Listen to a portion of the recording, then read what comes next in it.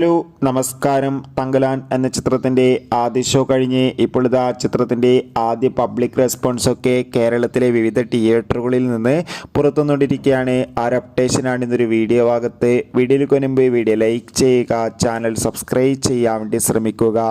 വിക്രം, മാളവിക മോഹൻ, പാർവതി എന്നൊക്കെ പ്രധാന കഥാപാത്രങ്ങളായി ഇന്ന് ഓഗസ്റ്റ് 15 റിലീസ് ചെയ്ത ചിത്രമായിരുന്നു തങ്കലാൻ.